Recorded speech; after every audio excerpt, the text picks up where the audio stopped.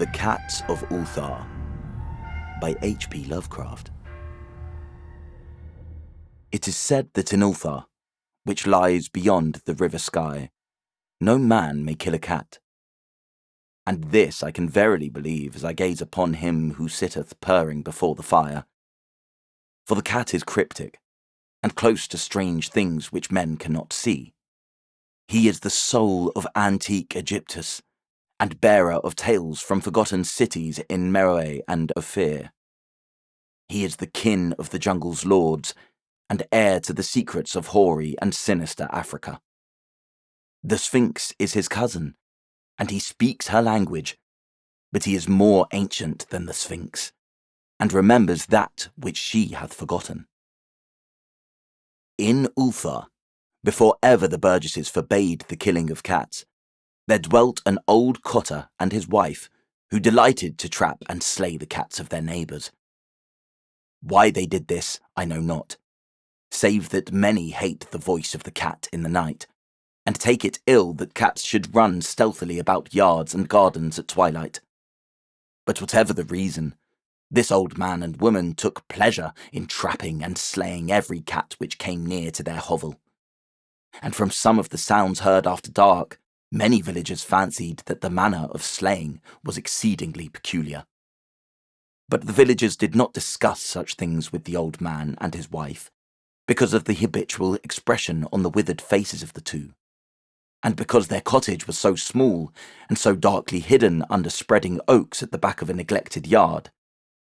In truth, much as the owners of cats hated these odd folk, they feared them more, and instead of berating them as brutal assassins, merely took care that no cherished pet or mouser should stray toward the remote hovel under the dark trees. When through some unavoidable oversight a cat was missed, and sounds heard after dark, the loser would lament impotently, or console himself by thanking fate that it was not one of his children who had thus vanished. For the people of Ulthar were simple, and knew not whence it is all cats first came. One day, a caravan of strange wanderers from the south entered the narrow cobbled streets of Ulthar. Dark wanderers they were, and unlike the other roving folk who passed through the village twice every year. In the marketplace they told fortunes for silver, and bought gay beads from the merchants. What was the land of these wanderers? None could tell, but it was seen that they were given to strange prayers, and that they had painted on the sides of their wagons strange figures with human bodies and the heads of cats, hawks, rams, and lions. And the leader of the caravan wore a headdress with 2 horns and a curious disc betwixt the horns. There was in this singular caravan a little boy with no father or mother, but only a tiny black kitten to cherish. The plague had not been kind to him, yet had left him this small furry thing to mitigate his sorrow. And when one is very young, one can find great relief in the lively antics of a black kitten. So the boy, whom the dark people called Menes, smiled more often than he wept as he sate playing with his graceful kitten on the steps of an oddly painted wagon. On the 3rd morning of the wanderer's stay in Ulthar, Menes could not find his kitten, and as he sobbed aloud in the marketplace, certain villagers told him of the old man and his wife, and of sounds heard in the night. And when he heard these things, his sobbing gave place to meditation, and finally to prayer. He stretched out his arms toward the sun, and prayed in a tongue no villager could understand, though indeed the villagers did not try very hard to understand, since their attention was mostly taken up by the sky and the odd shapes the clouds were assuming. It was very peculiar, but as the little boy uttered his petition, there seemed to form overhead the shadowy, nebulous figures of exotic things, of hybrid creatures crowned with horn-flanked discs. Nature is full of such illusions to impress the imaginative. That night, the wanderers left Ulthar, and were never seen again, and the householders were troubled when they noticed that in all the village there was not a cat to be found. From each hearth, the familiar cat had vanished. Cats large and small, black, grey, striped, yellow and white. Old Crannon, the burgomaster, swore that the dark folk had taken the cats away in revenge for the killing of Menez's kitten, and cursed the caravan and the little boy. But Nith, the lean notary, declared that the old cotter and his wife were more likely persons to suspect, for their hatred of cats was notorious and increasingly bold. Still, no one durst complain to the sinister couple, even when little Atal, the innkeeper's son, vowed that he had at twilight seen all the cats of Ulthar in that accursed yard under the trees, pacing very slowly and solemnly in a circle around the cottage, two abreast, as if in performance of some unheard-of rite of beasts. The villagers did not know how much to believe from so small a boy, and though they feared that the evil pair had charmed the cats to their death, they preferred not to chide the old cotter till they met him outside his dark and repellent yard. So Ulthar went to sleep in vain anger, and when the people awaked at dawn, behold, every cat was back at his accustomed hearth. Large and small, black, grey, striped, yellow and white, none was missing. Very sleek and fat did the cats appear, and sonorous with purring content. The citizens talked with one another of the affair, and marvelled not a little. Old Crannon again insisted that it was the dark folk who had taken them, since cats did not return alive from the cottage of the ancient man and his wife. But all agreed on one thing, that the refusal of all the cats to eat their portions of meat or drink their saucers of milk was exceedingly curious. And for 2 whole days the sleek, lazy cats of Ulthar would touch no food, but only doze by the fire or in the sun. It was fully a week before the villagers noticed that no lights were appearing at dusk in the windows of the cottage under the trees. Then the lean Nith remarked that no one had seen the old man or his wife since the night the cats were away.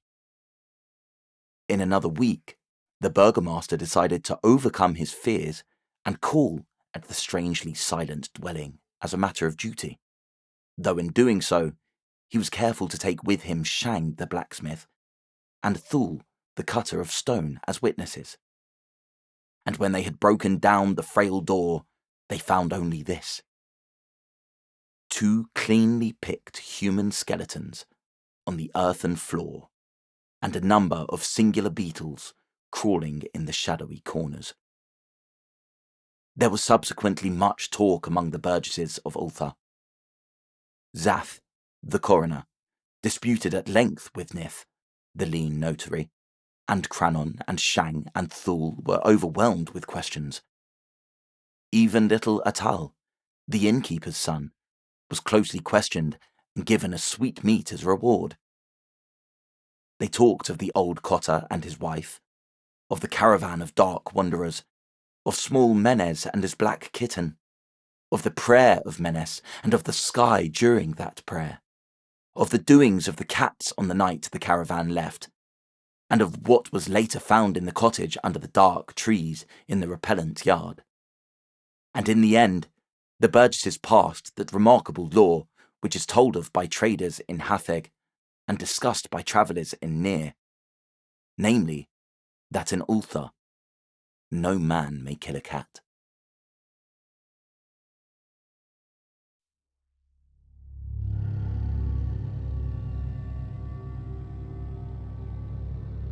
The Music of Erich Zann by H.P. Lovecraft. I have examined maps of the city with the greatest care, yet have never again found the Rue d'Orsay. These maps have not been modern maps alone, for I know that names change. I have, on the contrary, delved deeply into all the antiquities of the place, and have personally explored every region of whatever name which could possibly answer to the street I knew as the Rue d'Orsay. But despite all I have done, it remains an humiliating fact that I cannot find the house, the street, or even the locality where, during the last months of my impoverished life as a student of metaphysics at the university, I heard the music of Erich Zann. That my memory is broken, I do not wonder, for my health, physical and mental, was gravely disturbed throughout the period of my residence in the Rue d'Orsay, and I recall that I took none of my few acquaintances there. But that I cannot find the place again is both singular and perplexing, for it was within a half-hour's walk of the university, and was distinguished by peculiarities which could hardly be forgotten by anyone who had been there. I have never met a person who has seen the Rue d'Orsay. The Rue d'Orsay lay across a dark river, bordered by precipitous brick blear-windowed warehouses, and spanned by a ponderous bridge of dark stone. It was always shadowy along that river, as if the smoke of neighbouring factories shut out the sun perpetually. The river was also odorous with evil stenches which I have never smelled elsewhere, and which may some day help me to find it, since I should recognise them at once. Beyond the bridge were narrow cobbled streets with rails, and then came the ascent, at first gradual, but incredibly steep as the Rue d'Orsay was reached. I have never seen another street as narrow and steep as the Rue d'Orsay. It was almost a cliff, closed to all vehicles, consisting in several places of flights of steps, and ending at the top in a lofty ivied wall. Its paving was irregular, sometimes stone slabs, sometimes cobblestones, and sometimes bare earth with struggling greenish-grey vegetation. The houses were tall, peaked-roofed, incredibly old, and crazily leaning backward, forward, and sidewise. Occasionally an opposite pair, both leaning forward, almost met across the street like an arch, and certainly they kept most of the light from the ground below. There were a few overhead bridges from house to house across the street. The inhabitants of that street impressed me peculiarly. At first I thought it was because they were all silent and reticent, but later decided it was because they were all very old. I do not know how I came to live on such a street, but I was not myself when I moved there. I had been living in many poor places, always evicted for want of money, until at last I came upon that tottering house in the Rue d'Orsay, kept by the paralytic Blandot. It was the third house from the top of the street, and by far the tallest of them all. My room was on the 5th story, the only inhabited room there, since the house was almost empty. On the night I arrived, I heard strange music from the peaked garret overhead, and the next day asked old Blandot about it.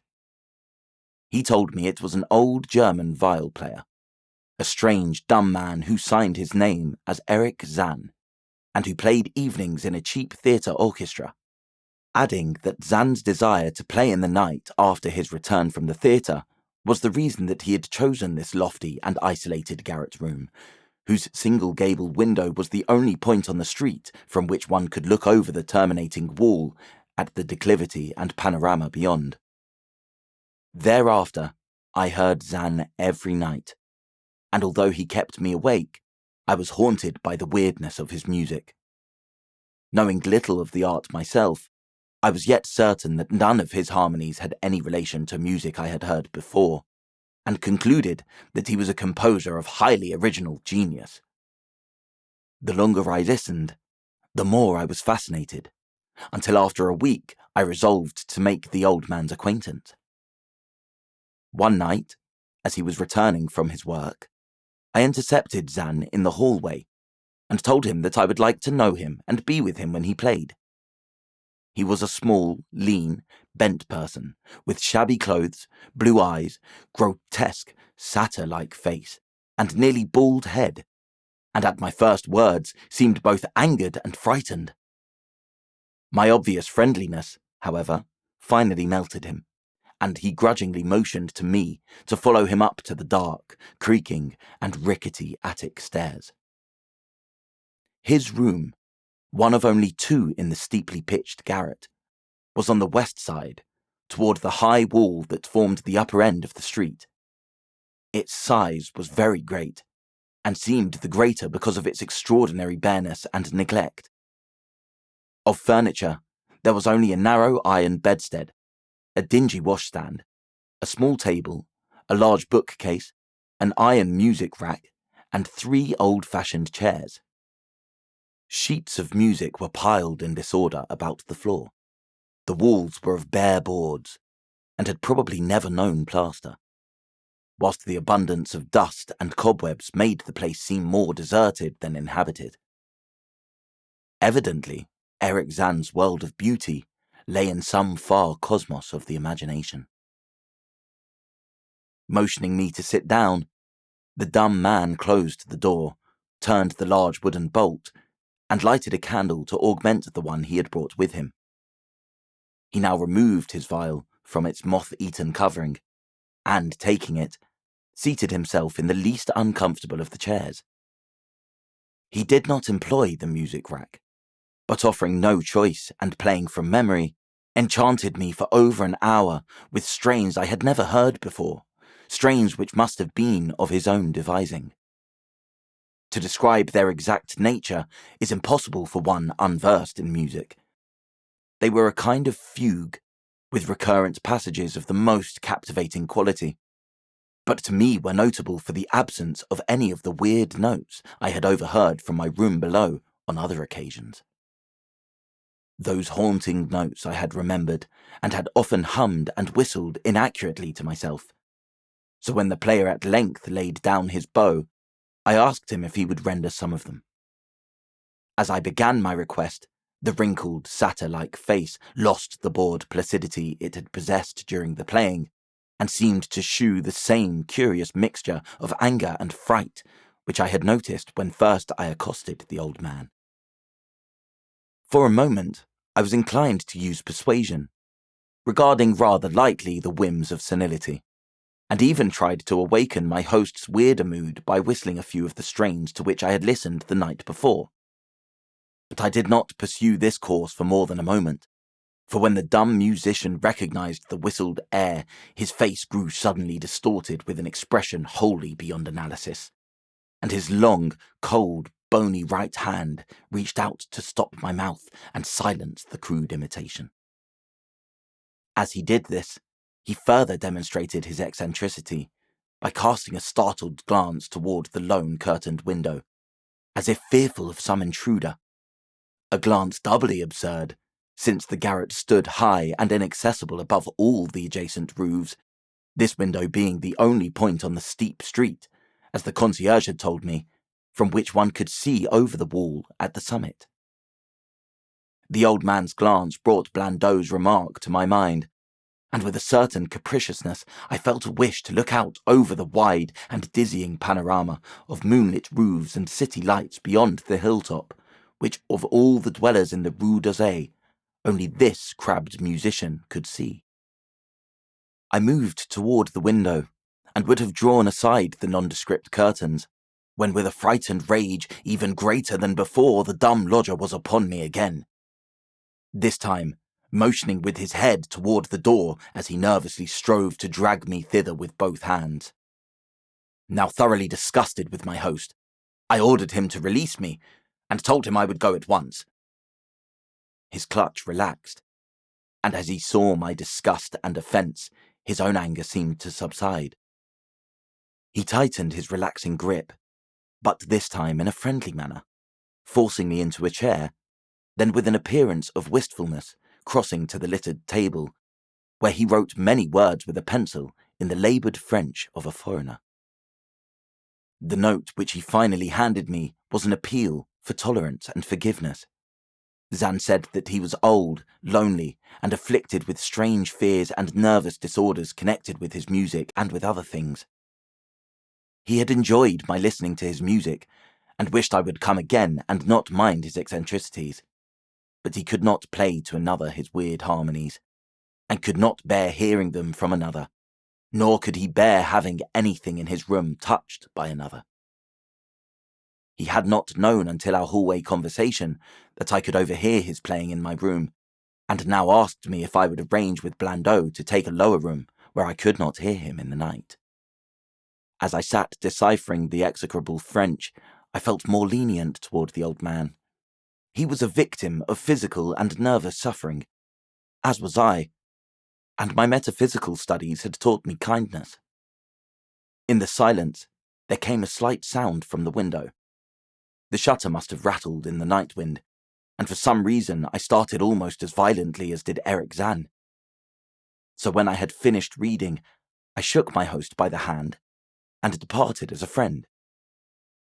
The next day, Blandot gave me a more expensive room on the 3rd floor, between the apartments of an aged moneylender and the room of a respectable upholsterer. There was no one on the 4th floor. It was not long before I found that Zann's eagerness for my company was not as great as it had seemed while he was persuading me to move down from the 5th story. He did not ask me to call on him, and when I did call, he appeared uneasy and played listlessly. This was always at night. In the day, he slept and would admit no one. My liking for him did not grow, though the attic room and the weird music seemed to hold an odd fascination for me. I had a curious desire to look out of that window, over the wall and down the unseen slope at the glittering roofs and spires which must lie outspread there. Once I went up to the garret during theatre hours, when Zann was away, but the door was locked. What I did succeed in doing was to overhear the nocturnal playing of the dumb old man. At first I would tiptoe up to my old 5th floor, then I grew bold enough to climb the last creaking staircase to the peaked garret. There in the narrow hall, outside the bolted door with the covered keyhole, I often heard sounds which filled me with an indefinable dread. The dread of vague wonder and brooding mystery. It was not that the sounds were hideous, for they were not, but that they held vibrations suggesting nothing on this globe of earth, and that at certain intervals they assumed a symphonic quality which I could hardly conceive as produced by one player. Certainly, Erich Zann was a genius of wild power. As the weeks passed, the playing grew wilder, whilst the old musician acquired an increasing haggardness and furtiveness pitiful to behold. He now refused to admit me at any time, and shunned me whenever we met on the stairs.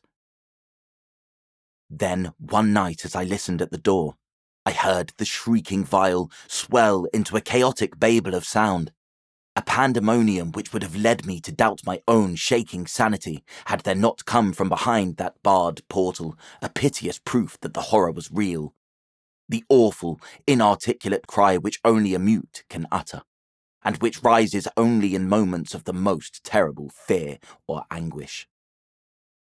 I knocked repeatedly at the door, but received no response.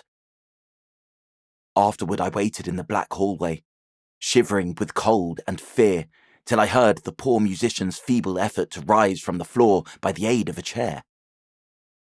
Believing him just conscious after a fainting fit, I renewed my rapping, at the same time calling out my name reassuringly.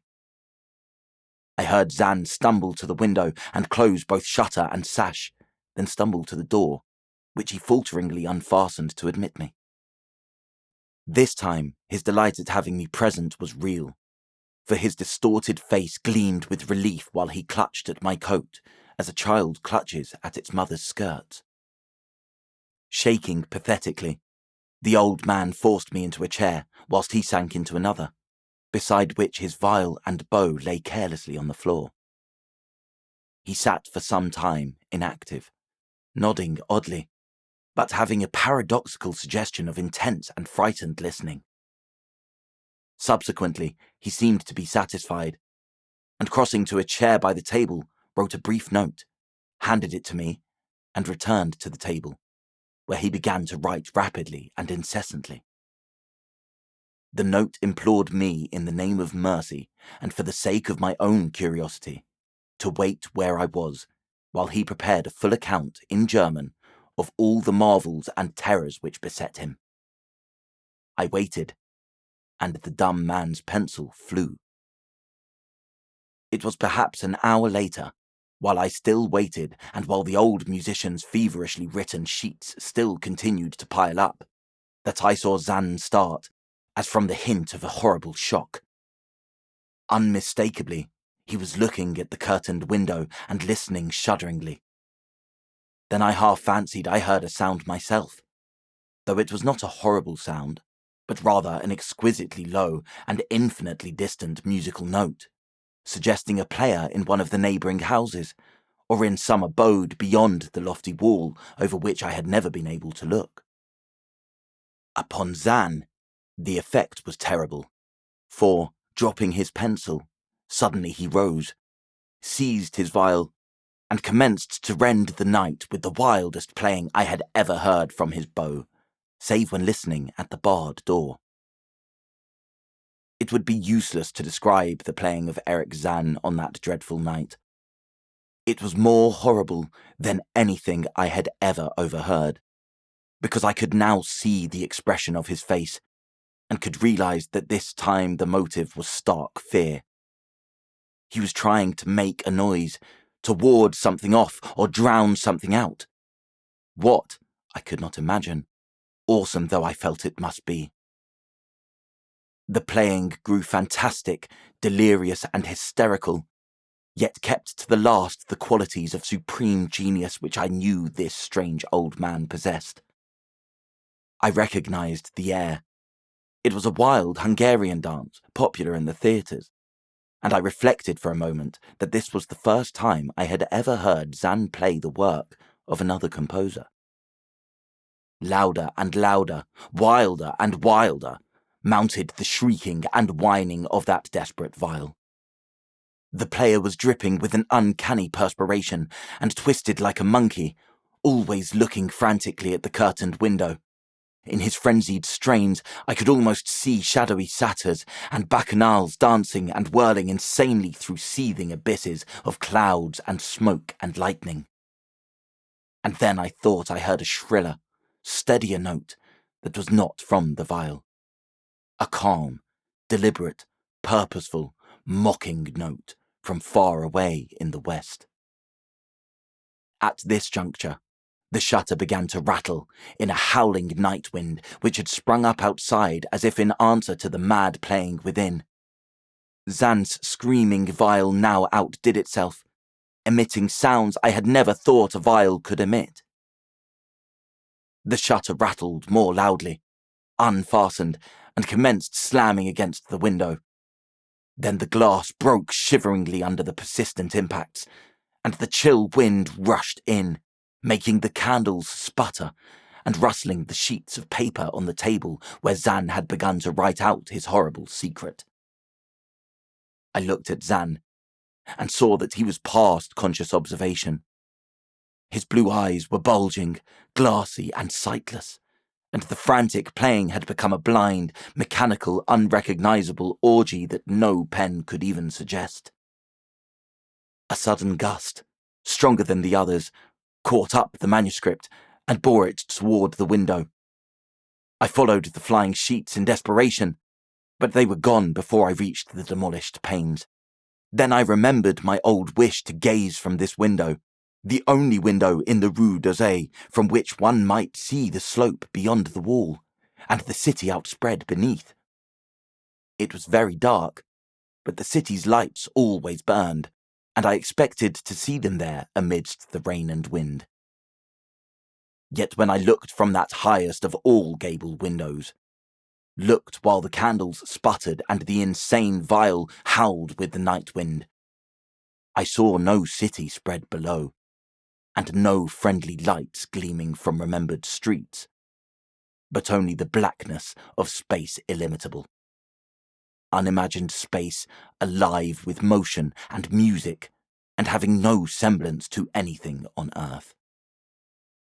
And as I stood there looking in terror, the wind blew out both the candles in that ancient peaked garret, leaving me in savage and impenetrable darkness, with chaos and pandemonium before me, and the daemon madness of that night-baying viol behind me. I staggered back in the dark, without the means of striking a light, crashing against the table, overturning a chair, and finally groping my way to the place where the blackness screamed with shocking music. To save myself and Erich Zann, I could at least try, whatever the powers opposed to me. Once I thought some chill thing brushed me, and I screamed, but my scream could not be heard above that hideous vial. Suddenly, out of the blackness, the madly soaring bow struck me, and I knew I was close to the player. I felt a head, touched the back of Zann's chair, and then found and shook his shoulder in an effort to bring him to his senses. He did not respond, and still the vial shrieked on without slackening. I moved my hand to his head, whose mechanical nodding I was able to stop, and shouted in his ear that we must both flee from the unknown things of the night. But he neither answered me, nor abated the frenzy of his unutterable music, while all through the garret strange currents of wind seemed to dance in the darkness and babel.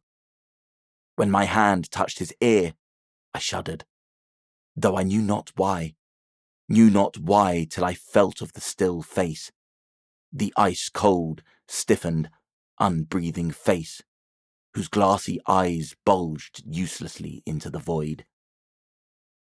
And then, by some miracle, finding the door and the large wooden bolt, I plunged wildly away from that glassy-eyed thing in the dark, and from the ghoulish howling of that accursed vial whose fury increased even as I plunged. Leaping, floating, flying down those endless stairs through the dark house, racing mindlessly out into the narrow, steep and ancient streets of steps and tottering houses, clattering down steps and over cobbles to the lower streets and the putrid canyon-walled river, panting across the great dark bridge to the broader, healthier streets and boulevards we know. All these are terrible impressions that linger with me, and I recall that there was no wind, and that the moon was out, and that all of the lights of the city twinkled. Despite my most careful searches and investigations, I have never since been able to find the Rue d'Orsay. But I am not wholly sorry, either for this or for the loss in undreamable abysses of the closely written sheets which alone could have explained the music of Erich Zann.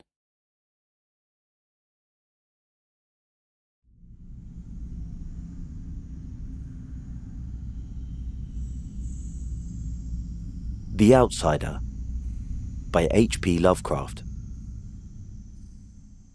That night the Baron dreamt of many a woe, and all his warrior guests, with shade and form, of witch and demon and large coffin worm, were long benightmared. Keats. Unhappy is he to whom the memories of childhood bring only fear and sadness. Wretched is he who looks back upon lone hours in vast and dismal chambers with brown hangings and maddening rows of antique books, or upon awed watches in twilight groves of grotesque, gigantic, and vine-encumbered trees that silently wave twisted branches far aloft. Such a lot the gods gave to me, the dazed, the disappointed, the barren, the broken. And yet I am strangely content, and cling desperately to those sere memories, when my mind momentarily threatens to reach beyond to the other. I know not where I was born, save that the castle was infinitely old and infinitely horrible, full of dark passages and having high ceilings where the eye could find only cobwebs and shadows. The stones in the crumbling corridors seemed always hideously damp, and there was an accursed smell everywhere, as of the piled-up corpses of dead generations. It was never light, so that I used sometimes to light candles and gaze steadily at them for relief, nor was there any sun outdoors, since the terrible trees grew high above the topmost accessible tower. There was one black tower which reached above the trees into the unknown outer sky, but that was partly ruined and could not be ascended save by a well-nigh impossible climb up the sheer wall stone by stone. I must have lived years in this place, but I cannot measure the time. Beings must have cared for my needs, yet I cannot recall any person except myself, or anything alive but the noiseless rats and bats and spiders. I think that whoever nursed me must have been shockingly aged, since my first conception of a living person was that of somebody mockingly like myself, yet distorted, shriveled, and decaying like the castle. To me, there was nothing grotesque in the bones and skeletons that strewed some of the stone crypts deep down among the foundations. I fantastically associated these things with everyday events, and thought them more natural than the coloured pictures of living beings which I found in many of the mouldy books. From such books I learned all that I know. No teacher urged or guided me, and I do not recall hearing any human voice in all those years, not even my own. For although I had read of speech, I had never thought to try to speak aloud. My aspect was a matter equally unthought of, for there were no mirrors in the castle, and I merely regarded myself by instinct as akin to the youthful figures I saw drawn and painted in the books. I felt conscious of youth because I remembered so little. Outside, across the putrid moat and under the dark mute trees, I would often lie and dream for hours about what I read in the books, and would longingly picture myself amidst gay crowds in the sunny world beyond the endless forests. Once I tried to escape from the forest, but as I went farther from the castle, the shade grew denser and the air more filled with brooding fear, so that I ran frantically back, lest I lose my way in a labyrinth of nighted silence. So through endless twilights I dreamed and waited, though I knew not what I waited for. Then in the shadowy solitude, my longing for light grew so frantic that I could rest no more, and I lifted entreating hands to the single black ruined tower that reached above the forest into the unknown outer sky. And at last I resolved to scale that tower, fall though I might, since it were better to glimpse the sky and perish than to live without ever beholding day. In the dank twilight, I climbed the worn and aged stone stairs till I reached the level where they ceased, and thereafter clung perilously to small footholds leading upwards. Ghastly and terrible was that dead, stairless cylinder of rock, black, ruined and deserted, and sinister with startled bats whose wings made no noise. But more ghastly and terrible still was the slowness of my progress, for climb as I might, the darkness overhead grew no thinner, and a new chill as of haunted and venerable mould assailed me. I shivered as I wondered why I did not reach the light, and would have looked down had I dared. I fancied that night had come suddenly upon me, and vainly groped with one free hand for a window embrasure, that I might peer out and above, and try to judge the height I had once attained. All at once, after an infinity of awesome sightless crawling up that concave and desperate precipice, I felt my head touch a solid thing, and I knew I must have gained the roof, or at least some kind of floor. In the darkness I raised my free hand and tested the barrier, finding it stone and immovable. Then came a deadly circuit of the tower, clinging to whatever holds the slimy wall could give, till finally my testing hand found the barrier yielding, and I turned upward again, pushing the slab or door with my head as I used both hands in my fearful ascent. There was no light revealed above, and as my hands went higher, I knew that my climb was for the nonce ended. Since the slab was the trap-door of an aperture leading to a level stone surface of greater circumference than the lower tower, no doubt the floor of some lofty and capacious observation chamber. I crawled through carefully, and tried to prevent the heavy slab from falling back into place, but failed in the latter attempt. As I lay exhausted on the stone floor, I heard the eerie echoes of its fall, but hoped when necessary to pry it open again. Believing I was now at a prodigious height, far above the accursed branches of the wood, I dragged myself up from the floor and fumbled about for windows, that I might look for the first time upon the sky, and the moon and stars of which I had read. But on every hand I was disappointed, since all that I found were vast shelves of marble, bearing odious oblong boxes of disturbing size. More and more I reflected, and wondered what hoary secrets might abide in this high apartment so many eons cut off from the castle below. Then unexpectedly my hands came upon a doorway, where hung a portal of stone, rough with strange chiselling. Trying it, I found it locked, but with a supreme burst of strength I overcame all obstacles and dragged it open inward. As I did so, there came to me the purest ecstasy I have ever known. For shining tranquilly through an ornate grating of iron and down a short stone passageway of steps that ascended from the newly found doorway was the radiant full moon, which I had never before seen save in dreams and in vague visions I dared not call memories.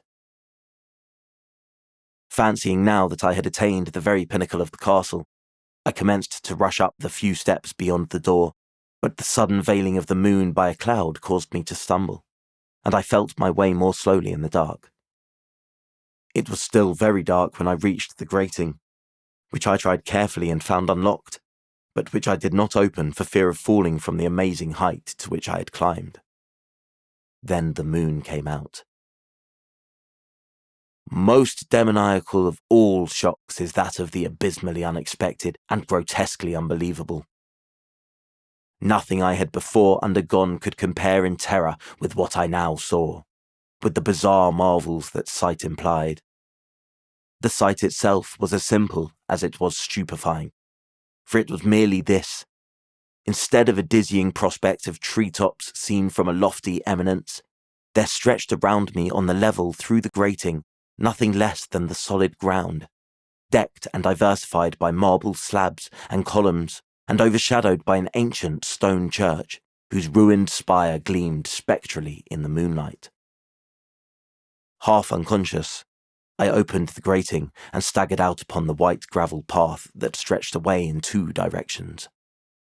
My mind, stunned and chaotic as it was, still held the frantic craving for light, and not even the fantastic wonder which had happened could stay my course. I neither knew nor cared whether my experience was insanity, dreaming, or magic, but was determined to gaze on brilliance and gaiety at any cost. I knew not who I was, or what my surroundings might be, though as I continued to stumble along, I became conscious of a kind of fearsome latent memory that made my progress not wholly fortuitous. I passed under an arch out of that region of slabs and columns, and wandered through the open country, sometimes following the visible road, but sometimes leaving it curiously, to tread across meadows where only occasional ruins bespoke the ancient presence of a forgotten road. Once I swam across a swift river where crumbling, mossy masonry told of a bridge long vanished. Over 2 hours must have passed before I reached what seemed to be my goal, a venerable ivied castle in a thickly wooded park, maddeningly familiar, yet full of perplexing strangeness to me. I saw that the moat was filled in, and that some of the well-known towers were demolished, whilst new wings existed to confuse the beholder. But what I observed with chief interest and delight were the open windows, gorgeously ablaze with light and sending forth sound of the gayest revelry. Advancing to one of these, I looked in and saw an oddly dressed company indeed, making merry and speaking brightly to one another. I had never, seemingly, heard human speech before, and could guess only vaguely what was said. Some of the faces seemed to hold expressions that brought up incredibly remote recollections. Others were utterly alien. I now stepped through the low window into the brilliantly lighted room, stepping as I did so from my single bright moment of hope to my blackest convulsion of despair and realization. The nightmare was quick to come, for as I entered, there occurred immediately one of the most terrifying demonstrations I had ever conceived. Scarcely had I crossed the sill, when there descended upon the whole company a sudden and unheralded fear of hideous intensity, distorting every face and evoking the most horrible screams from nearly every throat. Flight was universal, and in the clamour and panic, several fell in a swoon and were dragged away by their madly fleeing companions. Many covered their eyes with their hands and plunged blindly and awkwardly in their race to escape, overturning furniture and stumbling against the walls before they managed to reach one of the many doors. The cries were shocking, and as I stood in the brilliant apartment alone and dazed, listening to their vanishing echoes, I trembled at the thought of what might be lurking near me unseen. At a casual inspection, the room seemed deserted, but when I moved towards one of the alcoves, I thought I detected a presence there, a hint of motion beyond the golden arched doorway leading to another and somewhat similar room. As I approached the arch, I began to perceive the presence more clearly, and then, with the first and last sound I ever uttered, a ghastly ululation that revolted me almost as poignantly as its noxious cause, I beheld in full, frightful vividness the inconceivable, indescribable and unmentionable monstrosity which had by its simple appearance changed a merry company to a herd of delirious fugitives. I cannot even hint what it was like, for it was a compound of all that is unclean, uncanny, unwelcome, abnormal and detestable. It was the ghoulish shade of decay, antiquity and desolation. The putrid, dripping eidolon of unwholesome revelation, the awful bearing of that which the merciful earth should always hide. God knows it was not of this world, or no longer of this world. Yet to my horror, I saw in its eaten away and bone-revealing outlines a leering, abhorrent travesty on the human shape, and in its mouldy, disintegrating apparel an unspeakable quality that chilled me even more. I was almost paralysed, but not too much so to make a feeble effort towards flight, a backward stumble which failed to break the spell in which the nameless, voiceless monster held me. My eyes, bewitched by the glassy orbs which stared loathsomely into them, refused to close, though they were mercifully blurred, and shewed the terrible object but indistinctly after the first shock. I tried to raise my hand to shut out the sight, yet so stunned were my nerves that my arm could not fully obey my will. The attempt, however, was enough to disturb my balance, so that I had to stagger forward several steps to avoid falling. As I did so, I became suddenly and agonizingly aware of the nearness of the carrion thing, whose hideous hollow breathing I half fancied I could hear. Nearly mad, I found myself yet able to throw out a hand to ward off the fetid apparition which pressed so close, when in one cataclysmic second of cosmic nightmarishness and hellish accident, my fingers touched the rotting, outstretched paw of the monster beneath the golden arch. I did not shriek, but all the fiendish ghouls that ride the night wind shrieked for me, as in that same second there crashed down upon my mind a single fleeting avalanche of soul-annihilating memory. I knew in that second all that had been. I remembered beyond the frightful castle and the trees, and recognised the altered edifice in which I now stood. I recognised, most terrible of all, the unholy abomination that stood leering before me as I withdrew my sullied fingers from its own. But in the cosmos there is balm as well as bitterness, and that balm is nepenthe.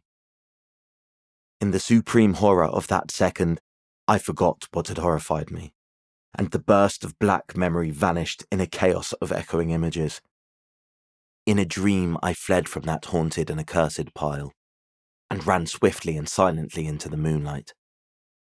When I returned to the churchyard place of marble and went down the steps, I found the stone trapdoor immovable. But I was not sorry, for I had hated the antique castle and the trees. Now I ride with the mocking and friendly ghouls on the night wind, and play by day amongst the catacombs of Nefren-Ka in the sealed and unknown valley of Hadoth by the Nile. I know that light is not for me, save that of the moon over the rock tombs of Neb, nor any gaiety, save the unnamed feasts of Nitocris beneath the Great Pyramid. Yet in my new wildness and freedom, I almost welcome the bitterness of alienage. For although Nepenthe has calmed me, I know always that I am an outsider, a stranger in this century and among those who are still men. This I have known ever since I stretched out my fingers to the abomination within that great gilded frame. Stretched out my fingers and touched a cold and unyielding surface of polished glass.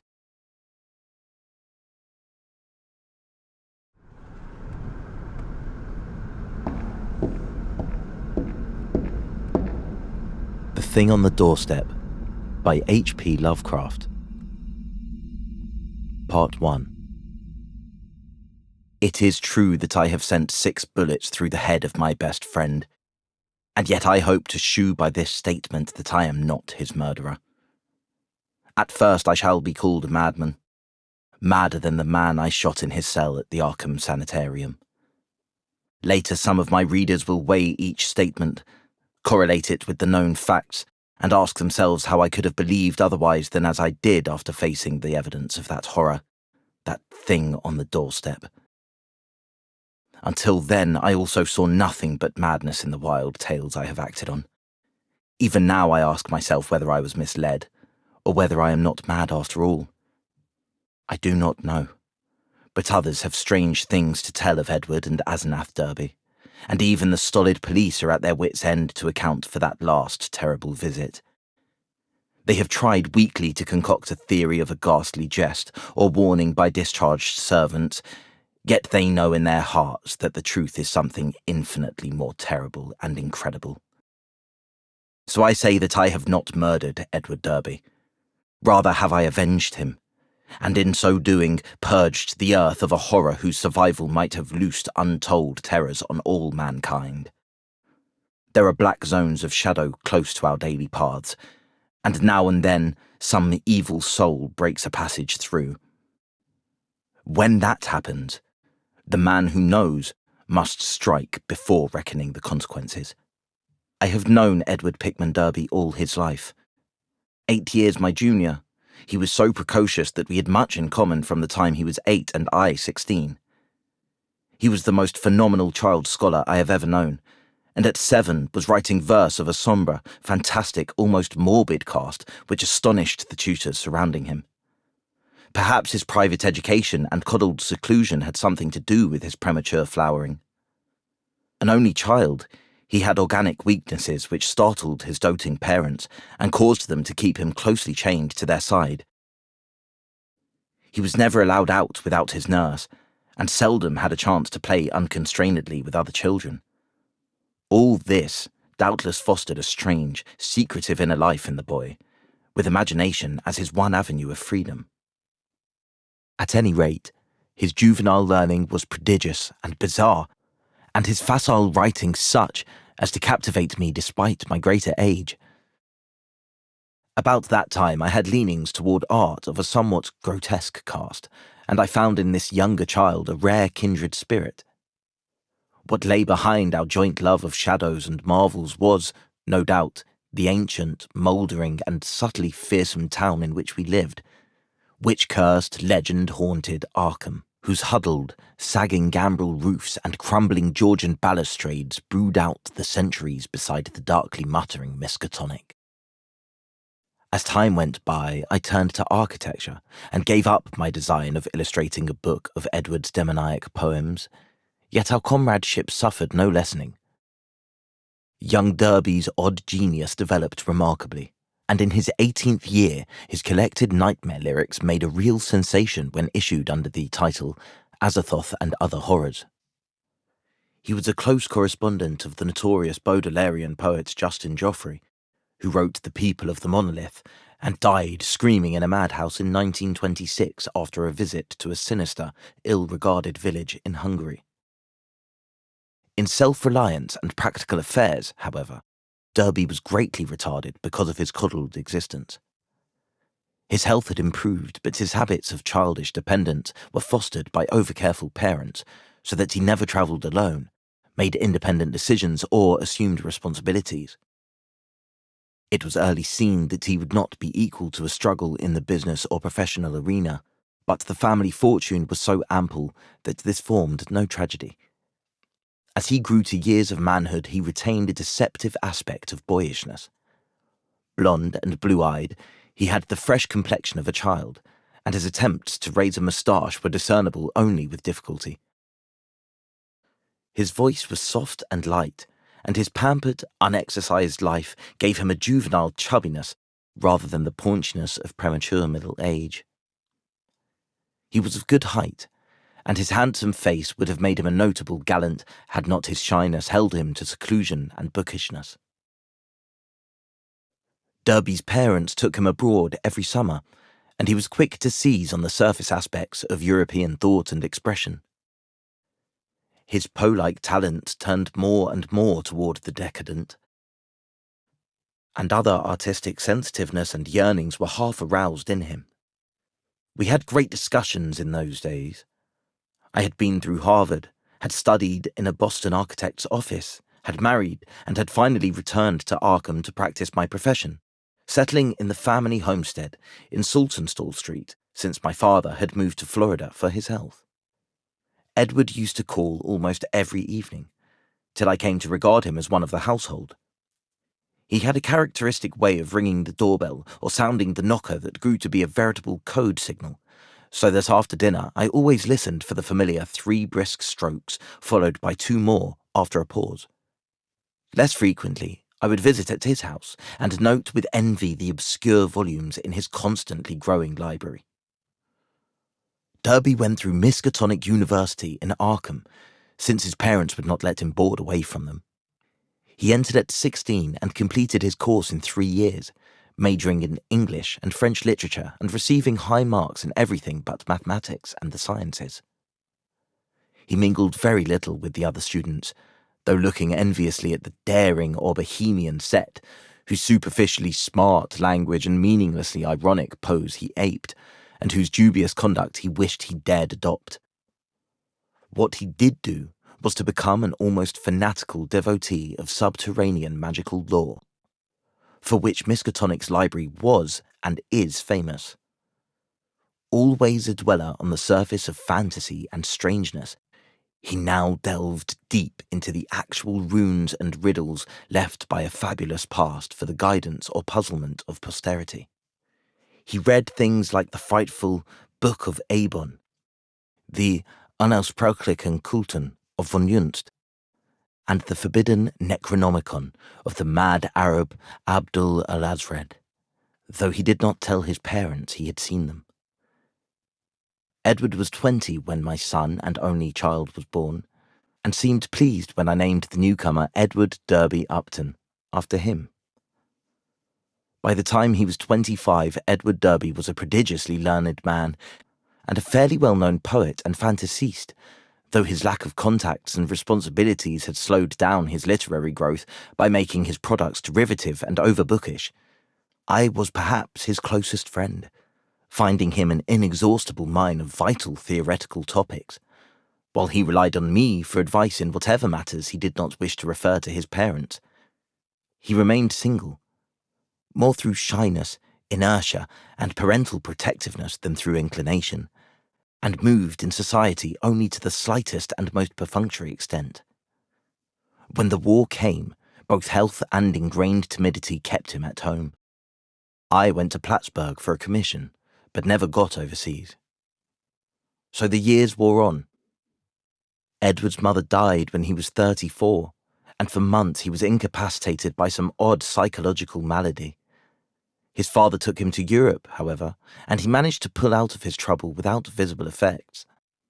Afterward, he seemed to feel a sort of grotesque exhilaration, as if of partial escape from some unseen bondage. He began to mingle in the more advanced college set, despite his middle age, and was present at some extremely wild doings, on one occasion paying heavy blackmail, which he borrowed of me, to keep his presence at a certain affair from his father's notice. Some of the whispered rumours about the wild Miskatonic set were extremely singular. There was even talk of black magic and of happenings utterly beyond credibility. Part 2. Edward was 38 when he met Asenath Waite. She was, I judge, about 23 at the time, and was taking a special course in medieval metaphysics at Miskatonic. The daughter of a friend of mine had met her before, in the Hall School at Kingsport, and had been inclined to shun her because of her odd reputation. She was dark, smallish, and very good-looking, except for her over-protuberant eyes. But something in her expression alienated extremely sensitive people. It was, however, largely her origin and conversation which caused average folk to avoid her. She was one of the Innsmouth Waites, and dark legends have clustered for generations about crumbling, half-deserted Innsmouth and its people. There are tales of horrible bargains about the year 1850, and of a strange element not quite human in the ancient families of the run-down fishing port, tales such as only old-time Yankees can devise and repeat with proper awesomeness. Asenath's case was aggravated by the fact that she was Ephraim Waite's daughter, the child of his old age by an unknown wife who always went veiled. Ephraim lived in a half-decayed mansion in Washington Street, Innsmouth, and those who had seen the place, Arkham folk avoid going to Innsmouth whenever they can, declared that the attic windows were always boarded, and that strange sounds sometimes floated from within as evening drew on. The old man was known to have been a prodigious magical student in his day, and legend averred that he could raise or quell storms at sea according to his whim. I had seen him once or twice in my youth as he came to Arkham to consult forbidden tomes at the college library, and had hated his wolfish, saturnine face with its tangle of iron-grey beard. He had died insane, under rather queer circumstances, just before his daughter, by his will made a nominal ward of the principal, entered the Hall School, but she had been his morbidly avid pupil, and looked fiendishly like him at times. The friend whose daughter had gone to school with Asenath Waite repeated many curious things when the news of Edward's acquaintance with her began to spread about. Asenath, it seemed, had posed as a kind of magician at school, and had really seemed able to accomplish some highly baffling marvels. She professed to be able to raise thunderstorms, though her seeming success was generally laid to some uncanny knack at prediction. All animals markedly disliked her, and she could make any dog howl by certain motions of her right hand.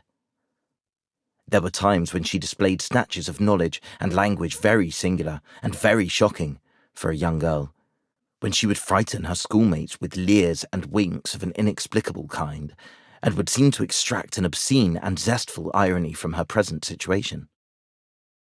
Most unusual, though, were the well-attested cases of her influence over other persons. She was, beyond question, a genuine hypnotist. By gazing peculiarly at a fellow student, she would often give the latter a distinct feeling of exchanged personality, as if the subject were placed momentarily in the magician's body and able to stare half across the room at her real body, whose eyes blazed and protruded with an alien expression. Asenath often made wild claims about the nature of consciousness and about its independence of the physical frame, or at least from the life processes of the physical frame. Her crowning rage, however, was that she was not a man, since she believed a male brain had certain unique and far-reaching cosmic powers. Given a man's brain, she declared, she could not only equal but surpass her father in mastery of unknown forces. Edward met Asenath at a gathering of intelligentsia held in one of the students' rooms, and could talk of nothing else when he came to see me the next day. He had found her full of the interests and erudition which engrossed him most, and was in addition wildly taken with her appearance. I had never seen the young woman, and recalled casual references only faintly, but I knew who she was.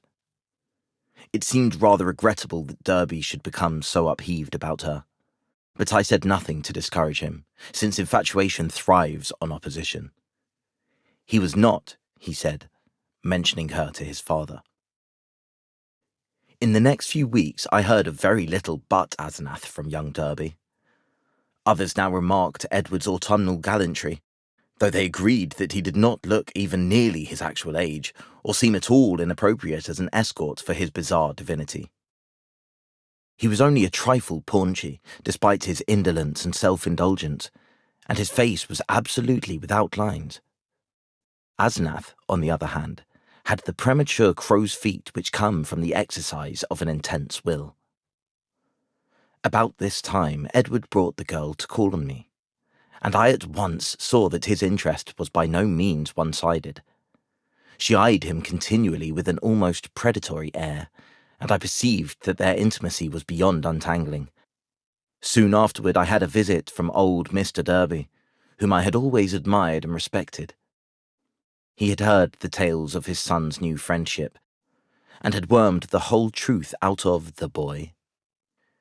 Edward meant to marry Asenath, and had even been looking at houses in the suburbs. Knowing my usually great influence with his son, the father wondered if I could help to break the ill-advised affair off, but I regretfully expressed my doubts. This time it was not a question of Edward's weak will, but of the woman's strong will. The perennial child had transferred his dependence from the parental image to a new and stronger image, and nothing could be done about it. The wedding was performed a month later, by a justice of the peace, according to the bride's request. Mr. Derby, at my advice, offered no opposition, and he, my wife, my son, and I attended the brief ceremony, the other guests being wild young people from the college. Asenath had bought the old Crowninshield place in the country at the end of High Street, and they proposed to settle there after a short trip to Innsmouth, whence 3 servants and some books and household goods were to be brought. It was probably not so much consideration for Edward and his father as a personal wish to be near the college, its library, and its crowd of sophisticates that made Asenath settle in Arkham instead of returning permanently home. When Edward called on me after the honeymoon, I thought he looked slightly changed. Asenath had made him get rid of the undeveloped moustache, but there was more than that. He looked soberer and more thoughtful, his habitual pout of childish rebelliousness being exchanged for a look almost of genuine sadness. I was puzzled to decide whether I liked or disliked the change. Certainly, he seemed for the moment more normally adult than ever before. Perhaps the marriage was a good thing. Might not the change of dependence form a start toward actual neutralization, leading ultimately to responsible independence? He came alone, for Asenath was very busy. She had brought a vast store of books and apparatus from Innsmouth. Derby shuddered as he spoke the name, and was finishing the restoration of the Crowninshield house and grounds. Her home in that town was a rather disquieting place, but certain objects in it had taught him some surprising things. He was progressing fast in esoteric lore now that he had Asenath's guidance. Some of the experiments she proposed were very daring and radical. He did not feel at liberty to describe them, but he had confidence in her powers and intentions. The 3 servants were very queer. An incredibly aged couple who had been with old Ephraim and referred occasionally to him and to Asenath's dead mother in a cryptic way. And a swarthy young wench who had marked anomalies of feature and seemed to exude a perpetual odour of fish. Part 3. For the next 2 years I saw less and less of Derby. A fortnight would sometimes slip by without the familiar 3 and 2 strokes at the front door, and when he did call, or when, as happened with increasing infrequency, I called on him, he was very little disposed to converse on vital topics. He had become secretive about those occult studies which he used to describe and discuss so minutely, and preferred not to talk of his wife. She had aged tremendously since her marriage, till now, oddly enough, she seemed the elder of the 2. Her face held the most concentratedly determined expression I had ever seen, and her whole aspect seemed to gain a vague, unplaceable repulsiveness. My wife and son noticed it as much as I, and we all ceased gradually to call on her. For which, Edward admitted in one of his boyishly tactless moments, she was unmitigatedly grateful. Occasionally the Derbys would go on long trips, ostensibly to Europe, though Edward sometimes hinted at obscure destinations. It was after the first year that people began talking about the change in Edward Derby. It was very casual talk, for the change was purely psychological, but it brought up some interesting points. Now and then, it seemed, Edward was observed to wear an expression and to do things wholly incompatible with his usually flabby nature. For example, although in the old days he could not drive a car, he was now seen occasionally to dash into or out of the old Crown and Shield driveway with Asenath's powerful Packard, handling it like a master and meeting traffic entanglements with a skill and determination utterly alien to his accustomed nature. In such cases, he seemed always to be just back from some trip or just starting on one. What sort of trip, no one could guess, although he mostly favoured the Innsmouth road. Oddly, the metamorphosis did not seem altogether pleasing. People said he looked too much like his wife, or like old Ephraim Waite himself in these moments. Or perhaps these moments seemed unnatural because they were so rare. Sometimes, hours after starting out in this way, he would return listlessly, sprawled on the rear seat of the car while an obviously hired chauffeur or mechanic drove. Also, his preponderant aspect on the streets during his decreasing round of social contacts, including, I may say, his calls on me, was the old-time indecisive one. Its irresponsible childishness even more marked than in the past.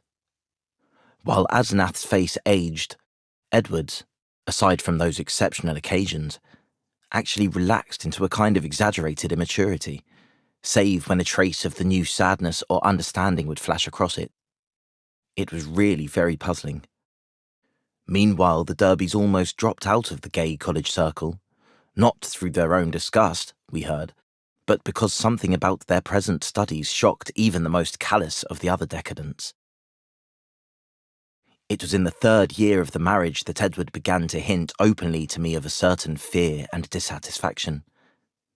He would let fall remarks about things going too far, and would talk darkly about the need of saving his identity.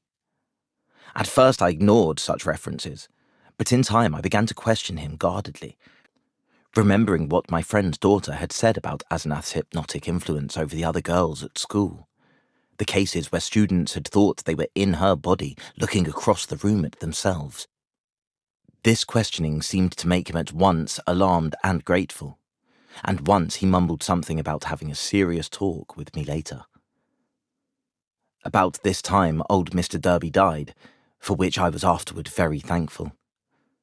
Edward was badly upset, though by no means disorganised.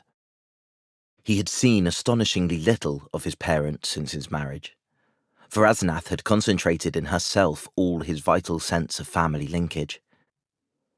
Some called him callous in his loss, especially since those jaunty and confident moods in the car began to increase. He now wished to move back into the old Derby mansion, but Asenath insisted on staying in the Crown and Shield house, to which she had become well adjusted. Not long afterward, my wife heard a curious thing from a friend, one of the few who had not dropped the Derbys. She had been out to the end of High Street to call on the couple, and had seen a car shoot briskly out of the drive with Edward's oddly confident and almost sneering face above the wheel. Ringing the bell, she had been told by the repulsive wench that Asenath was also out, but had chanced to look up at the house in leaving. There, at one of Edward's library windows, she had glimpsed a hastily withdrawn face, a face whose expression of pain, defeat, and wistful hopelessness was poignant beyond description.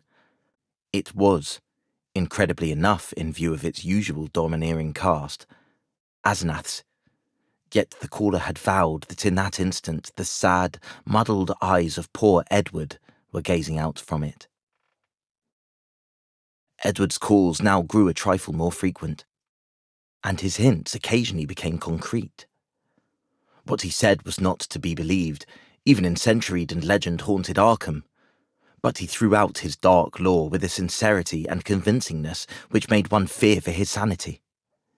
He talked about terrible meetings in lonely places, of cyclopean ruins in the heart of the main woods beneath which vast staircases lead down to abysses of nighted secrets, of complex angles that lead through invisible walls to other regions of space and time, and of hideous exchanges of personality that permitted explorations in remote and forbidden places, on other worlds, and in different space-time continua.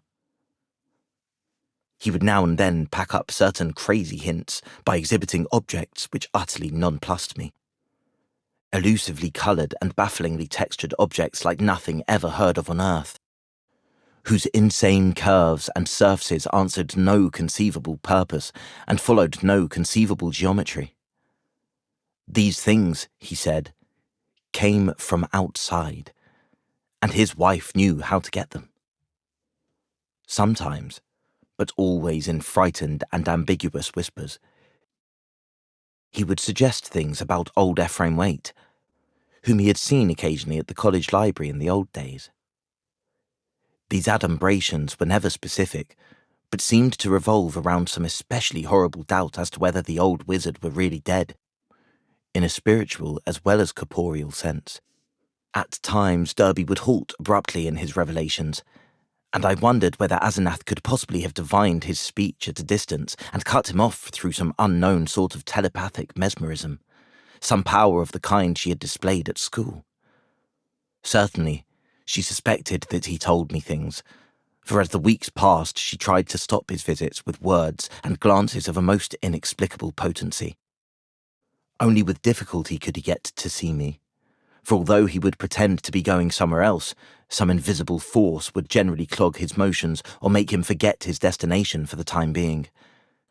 His visits usually came when Asenath was away in her own body, as he once oddly put it.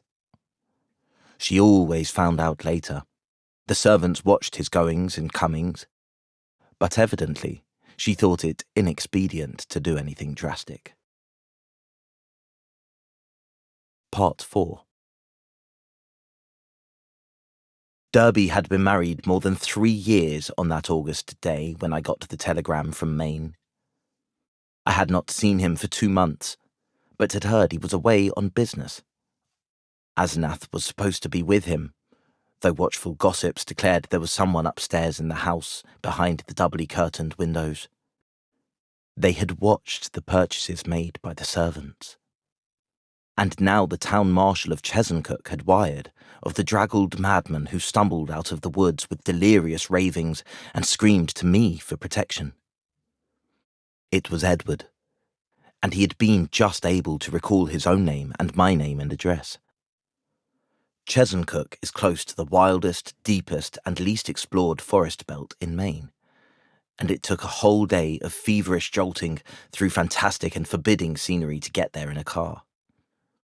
I found Derby in a cell at the town farm, vacillating between frenzy and apathy. He knew me at once, and began pouring out a meaningless, half-incoherent torrent of words in my direction. "Dan, for God's sake, the pit of the Shoggoths, down the 6,000 steps, the abomination of abominations. I never would let her take me, and then I found myself there. La, Shub Niggurath." The shape rose up from the altar, and there were 500 that howled. The hooded thing bleated, "Camog! Camog!" That was old Ephraim's secret name in the coven. I was there, where she promised she wouldn't take me, a minute before I was locked in the library, and then I was there where she had gone with my body, in the place of utter blasphemy, the unholy pit where the black realm begins and the watcher guards the gate. I saw a Shoggoth. It changed shape. I can't stand it. I won't stand it. I'll kill her if she ever sends me there again. I'll kill that entity. Her, him, it. I'll kill it. I'll kill it with my own hands. It took me an hour to quiet him, but he subsided at last. The next day I got him decent clothes in the village and set out with him for Arkham.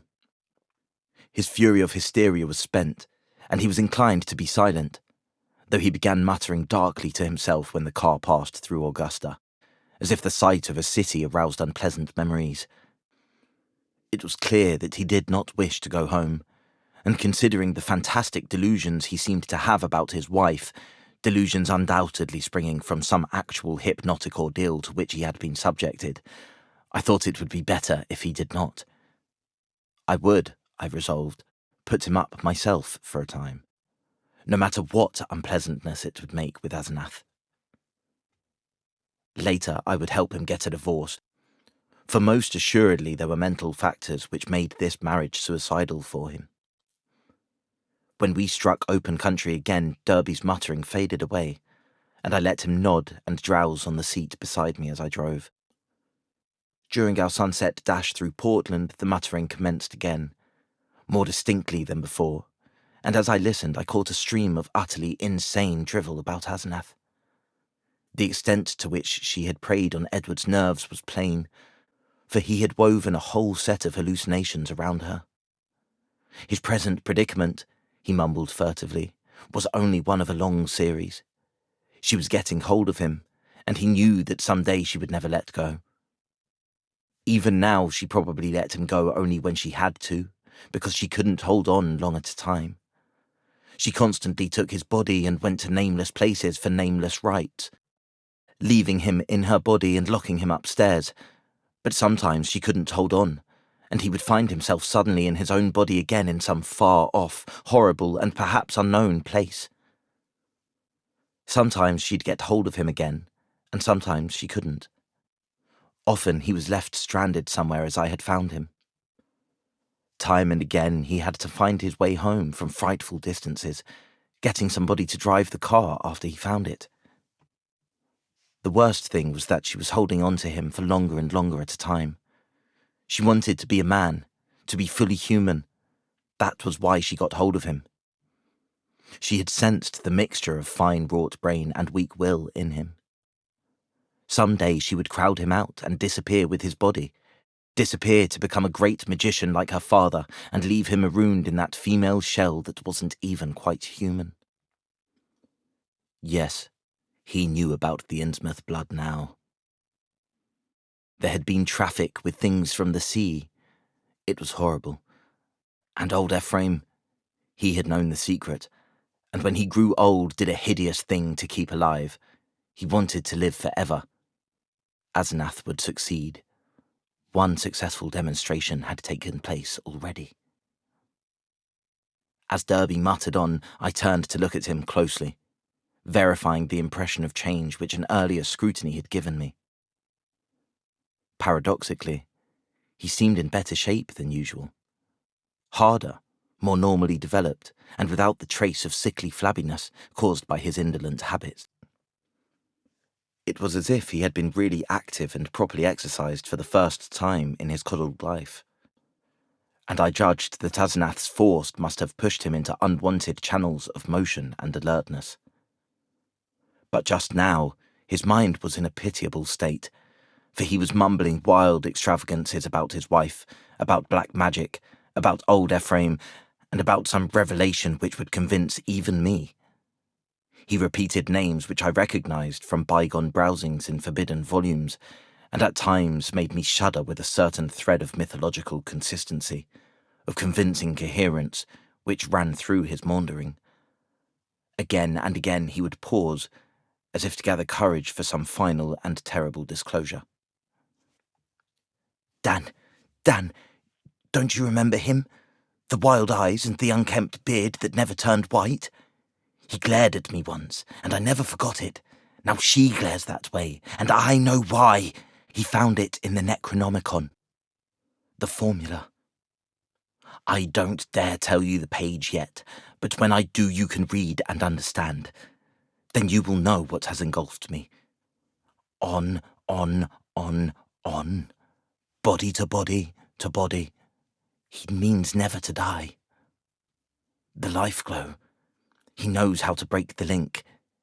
It can flicker on a while, even when the body is dead. I'll give you hints, and maybe you'll guess. Listen, Dan, Do you know why my wife always takes such pains with that silly backhand writing? Have you ever seen a manuscript of old Ephraim's? Do you want to know why I shivered when I saw some hasty notes Asenath had jotted down? Asenath, is there such a person? Why did they half think there was poison in old Ephraim's stomach? Why do the Gilmans whisper about the way he shrieked like a frightened child when he went mad and Asenath locked him up in the padded attic room where the other had been? Was it old Ephraim's soul that was locked in? Who locked in whom? Why had he been looking for months for someone with a fine mind and a weak will? Why did he curse that his daughter wasn't a son? Tell me, Daniel Upton, what devilish exchange was perpetrated in the house of horror where that blasphemous monster had his trusting, weak-willed, half-human child at his mercy? Didn't he make it permanent, as she'll do in the end with me? Tell me why that thing that calls itself Asenath writes differently when off guard, so that you can't tell its script from... Then the thing happened. Derby's voice was rising to a thin treble scream as he raved, when suddenly it was shut off with an almost mechanical click. I thought of those other occasions at my home when his confidences had abruptly ceased, when I had half fancied that some obscure telepathic wave of Asenath's mental force was intervening to keep him silent. This, though, was something altogether different, and, I felt, infinitely more horrible. The face beside me was twisted almost unrecognisably for a moment, while through the whole body there passed a shivering motion, as if all the bones, organs, muscles, nerves, and glands were readjusting themselves to a radically different posture, set of stresses, and general personality. Just where the supreme horror lay, I could not for my life tell, yet there swept over me such a swamping wave of sickness and repulsion, such a freezing, petrifying sense of utter alienage and abnormality, that my grasp of the wheel grew feeble and uncertain. The figure beside me seemed less like a lifelong friend than like some monstrous intrusion from outer space, some damnable, utterly accursed focus of unknown and malign cosmic forces. I had faltered only a moment, but before another moment was over my companion had seized the wheel and forced me to change places with him. The dusk was now very thick, and the lights of Portland far behind, so I could not see much of his face. The blaze of his eyes, though, was phenomenal, and I know that he must now be in that queerly energized state, so unlike his usual self, which so many had noticed. It seemed odd and incredible that listless Edward Derby, he who could never assert himself, and who had never learned to drive, should be ordering me about and taking the wheel of my own car, yet that was precisely what had happened. He did not speak for some time, and in my inexplicable horror, I was glad he did not. In the lights of Bideford and Sarko, I saw his firmly set mouth, and shivered at the blaze of his eyes. The people were right. He did look damnably like his wife, and like old Ephraim when in these moods. I did not wonder that the moods were disliked. There was certainly something unnatural and diabolic in them, and I felt the sinister element all the more because of the wild ravings I had been hearing. This man, for all my lifelong knowledge of Edward Pickman Derby, was a stranger, an intrusion of some sort from the black abyss. He did not speak until we were on a dark stretch of road, and when he did, his voice seemed utterly unfamiliar.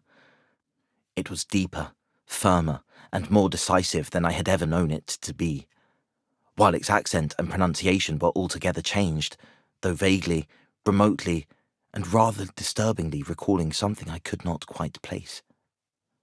There was, I thought, a trace of very profound and very genuine irony in the timbre. Not the flashy, meaninglessly jaunty pseudo-irony of the callow sophisticate, which Derby had habitually affected, but something grim, basic, pervasive, and potentially evil. I marvelled at the self-possession so soon following the spell of panic-struck muttering. "I hope you'll forget my attack back there, Upton," he was saying. "You know what my nerves are. and I guess you can excuse such things. I'm enormously grateful, of course, for this lift home. And you must forget, too, any crazy things I may have been saying about my wife, and about things in general. That's what comes from overstudy in a field like mine. My philosophy is full of bizarre concepts, and when the mind gets worn out, it cooks up all sorts of imaginary concrete applications. I shall take a rest from now on. You probably won't see me for some time, and you needn't blame Asnath for it. This trip was a bit queer, but it's really very simple. There are certain Indian relics in the North Woods, standing stones and all that, which mean a good deal in folklore, and Asnath and I are following that stuff up. It was a hard surge, so I seem to have gone off my head. I must send somebody for the car when I get home. A month's relaxation will put me back on my feet. I do not recall what my own part of the conversation was, for the baffling alienage of my seatmate filled all my consciousness. With every moment, my feeling of elusive cosmic horror increased, till at length I was in a virtual delirium of longing for the end of the drive. Derby did not offer to relinquish the wheel, and I was glad of the speed with which Portsmouth and Newburyport flashed by. At the junction where the main highway runs inland and avoids Innsmouth, I was half afraid my driver would take the bleak shore road that goes through that damnable place. He did not, however, but darted rapidly past Rowley and Ipswich toward our destination. We reached Arkham before midnight, and found the lights still on at the old Crowningshield house. Derby left the car with a hasty repetition of his thanks, and I drove home alone with a curious feeling of relief. It had been a terrible drive, all the more terrible because I could not quite tell why, and I did not regret Derby's forecast of a longer absence from my company. Part 5. The next 2 months were full of rumours. People spoke of seeing Derby more and more in his new energised state, and Asnath was scarcely ever in to her few callers. I had only one visit from Edward, when he called briefly in Asnath's car, duly reclaimed from wherever he had left it in Maine, to get some books he had lent me. He was in his new state, and paused only long enough for some evasively polite remarks. It was plain that he had nothing to discuss with me when in this condition, and I noticed that he did not even trouble to give the old 3 and 2 signal when ringing the doorbell. As on that evening in the car, I felt a faint, infinitely deep horror which I could not explain, so that his swift departure was a prodigious relief. In mid-September, Derby was away for a week, and some of the decadent college set talked knowingly of the matter, hinting at a meeting with a notorious cult leader, lately expelled from England, who had established headquarters in New York. For my part, I could not get that strange ride from Maine out of my head. The transformation I had witnessed had affected me profoundly, and I caught myself again and again trying to account for the thing, and for the extreme horror it had inspired in me. But the oddest rumours were those about the sobbing in the old Crowningshield house. The voice seemed to be a woman's, and some of the younger people thought it sounded like Asnath's. It was heard only at rare intervals, and would sometimes be choked off as if by force. There was talk of an investigation, but this was dispelled one day when Asnath appeared in the streets and chatted in a sprightly way with a large number of acquaintances, apologising for her recent absences and speaking incidentally about the nervous breakdown and hysteria of a guest from Boston. The guest was never seen, but Asnath's appearance left nothing to be said. And then someone complicated matters by whispering that the sobs had once or twice been in a man's voice. One evening, in mid-October, I heard the familiar 3 and 2 ring at the front door. Answering it myself, I found Edward on the steps, and saw in a moment that his personality was the old one which I had not encountered since the day of his ravings on that terrible ride from Chesuncook. His face was twitching with a mixture of odd emotions in which fear and triumph seemed to share dominion, and he looked furtively over his shoulder as I closed the door behind him. Following me clumsily to the study, he asked for some whiskey to steady his nerves. I forbore to question him, but waited till he felt like beginning whatever he wanted to say. At length, he ventured some information in a choking voice. "Asenath has gone, Dan. We had a long talk last night while the servants were out, and I made her promise to stop preying on me. Of course, I had certain occult defenses I never told you about. She had to give in, but got frightfully angry. Just packed up and started for New York, walked right out to catch the 8:20 into Boston. I suppose people will talk, but I can't help that.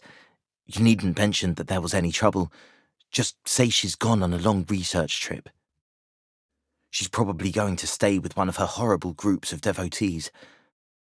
I hope she'll go west and get a divorce. Anyhow, I've made her promise to keep away and let me alone. It was horrible, Dan. She was stealing my body, crowding me out, making a prisoner of me. I laid low and pretended to let her do it, but I had to be on the watch. I could plan if I was careful, for she can't read my mind literally or in detail. All she could read of my planning was a sort of general mood of rebellion, and she always thought I was helpless, never thought I could get the best of her, but I had a spell or two that worked." Derby looked over his shoulder and took some more whiskey. "I paid off those damned servants this morning when they got back. They were ugly about it and asked questions, but they went. They're her kind, Innsmouth people, and were hand and glove with her. I hope they'll let me alone. I didn't like the way they laughed when they walked away. I must get as many of Dad's old servants again as I can. I'll move back home now. I suppose you think I'm crazy, Dan, but Arkham history ought to hint at things that back up what I've told you and what I'm going to tell you. You've seen one of the changes too, in your car after I told you about Asenath that day coming home from Maine. That was when she got me, drove me out of my body. The last thing of the ride I remember was when I was all worked up, trying to tell you what that she-devil is. Then she got me, and in a flash I was back at the house. In the library where those damned servants had me locked up. And in that cursed fiend's body, that isn't even human. You know, it was she you must have ridden home with. That preying wolf in my body. You ought to have known the difference." I shuddered as Darby paused. Surely I had known the difference. Yet could I accept an explanation as insane as this? But my distracted caller was growing even wilder. "I had to save myself. I had to, Dan. She'd have got me for good at Hallowmass. They hold a Sabbath up there, beyond Chesuncook, and the sacrifice would have clinched things. She'd have got me for good. She'd have been I, and I'd have been she. Forever. Too late. My body'd have been hers for good. She'd have been a man, and fully human, just as she wanted to be. I suppose she'd have put me out of the way, killed her own ex-body with me in it. Damn her. Just as she did before. Just as he, or it did before." Edward's face was now atrociously distorted, and he bent it uncomfortably close to mine as his voice fell to a whisper. "You must know what I hinted in the car. That she isn't Asenath at all, but really old Ephraim himself. I suspected it 1.5 years ago, but I know it now. Her handwriting shews it when she's off guard. Sometimes she jots down a note in writing that's just like her father's manuscripts, stroke for stroke. And sometimes she says things that nobody but an old man like Ephraim could say. He changed forms with her when he felt death coming. She was the only one he could find with the right kind of brain and a weak enough will. He got her body permanently, just as she almost got mine, and then poisoned the old body he'd put her into. Haven't you seen old Ephraim's soul glaring out of that she-devil's eyes dozens of times, and out of mine when she had control of my body?" The whisperer was panting, and paused for breath. I said nothing, and when he resumed, his voice was nearer normal. This, I reflected, was a case for the asylum, but I would not be the one to send him there. Perhaps time and freedom from Asenath would do its work. I could see that he would never wish to dabble in morbid occultism again. "I'll tell you more later. I must have a long rest now. I'll tell you something of the forbidden horrors she led me into. Something of the age-old horrors that even now are festering in out-of-the-way corners with a few monstrous priests to keep them alive. Some people know things about the universe that nobody ought to know, and can do things that nobody ought to be able to do. I've been in it up to my neck, but that's the end. Today I'd burn that damned Necronomicon and all the rest if I were librarian at Miskatonic. But she can't get me now. I must get out of that cursed house as soon as I can, and settle down at home. You'll help me, I know, if I need help. Those devilish servants, you know.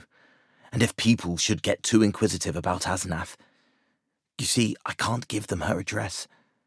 Then there are certain groups of searchers, certain cults, you know, that might misunderstand our breaking up.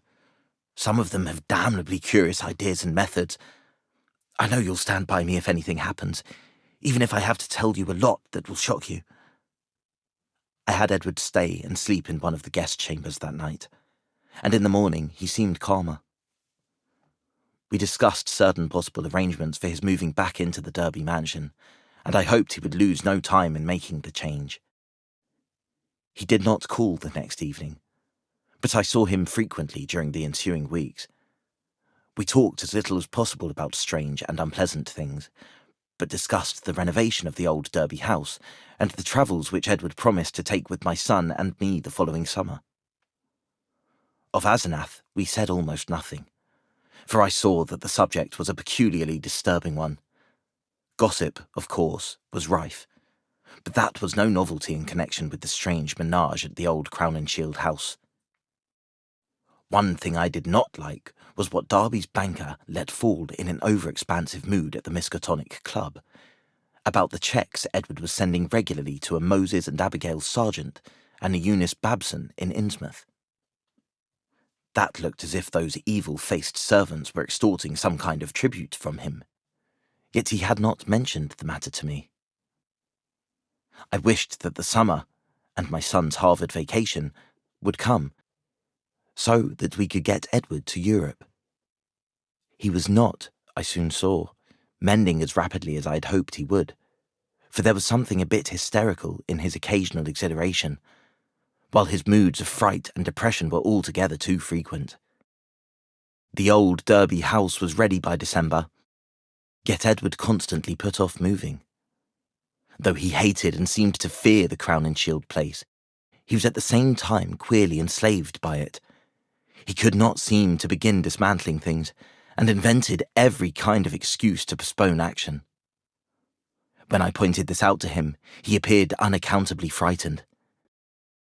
His father's old butler, who was there with other reacquired family servants, told me one day that Edward's occasional prowlings about the house, and especially down cellar, looked odd and unwholesome to him. I wondered if Asenath had been writing disturbing letters, but the butler said there was no mail which could have come from her. Part 6.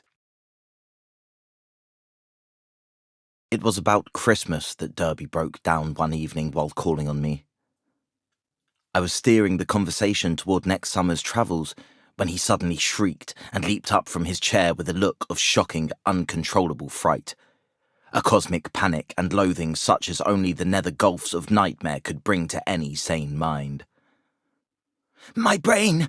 My brain! God! Dan! It's tugging! From beyond! Knocking! Clawing! That she-devil! Even now! Ephraim! Camog! Camog! The pit of the Shoggoths! La! Shub-Niggurath! The goat with 1,000 young! The flame! The flame! Beyond body! Beyond life! In the earth! Oh, God! I pulled him back to his chair and poured some wine down his throat as his frenzy sank to a dull apathy. He did not resist, but kept his lips moving as if talking to himself. Presently I realized that he was trying to talk to me, and bent my ear to his mouth to catch the feeble words. Again. She's trying. I might have known. Nothing can stop that force. Not distance, nor magic, nor death.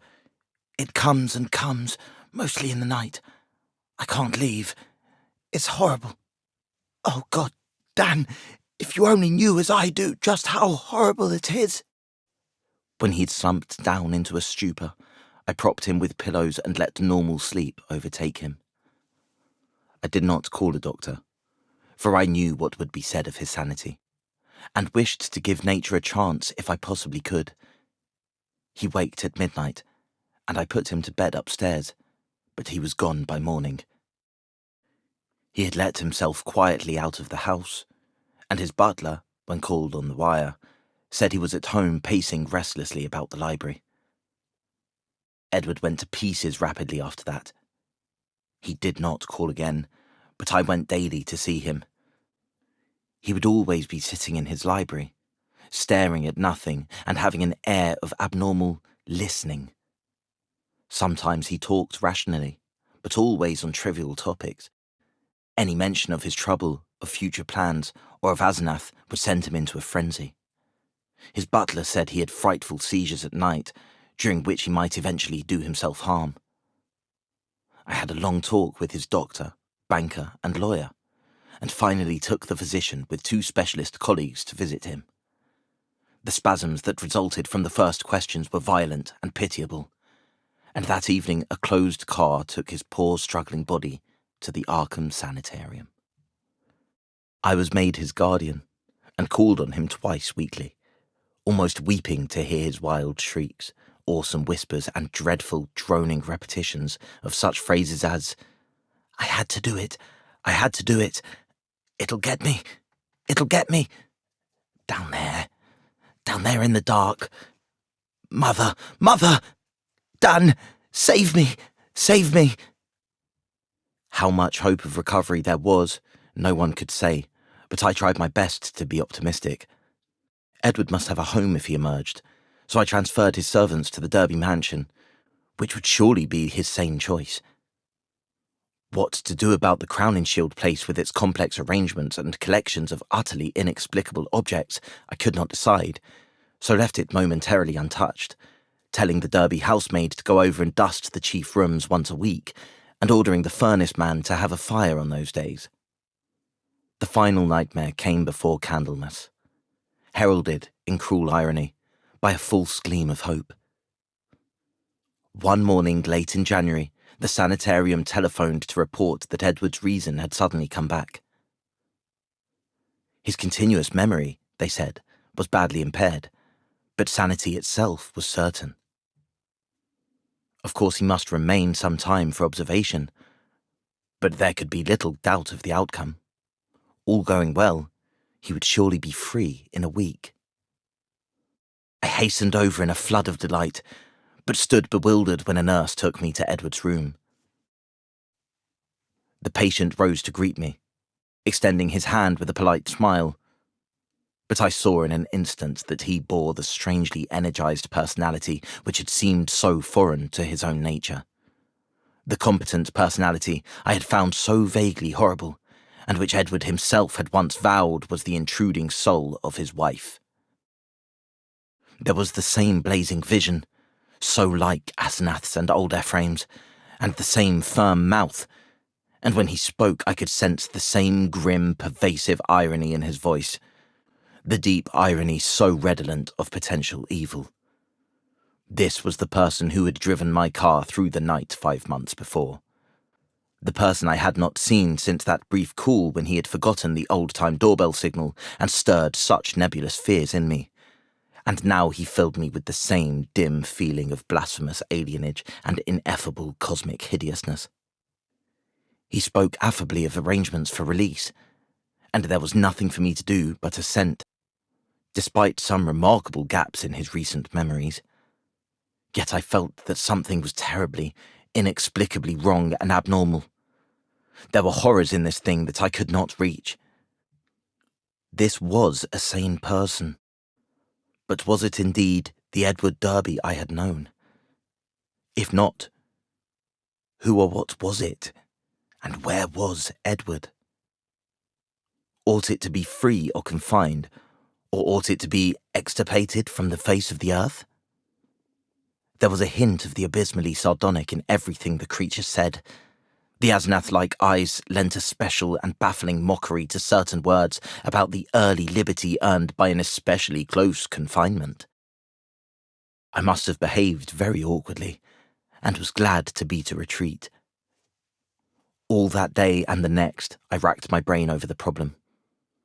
What had happened? What sort of mind looked out through those alien eyes in Edward's face? I could think of nothing but this dimly terrible enigma, and gave up all efforts to perform my usual work.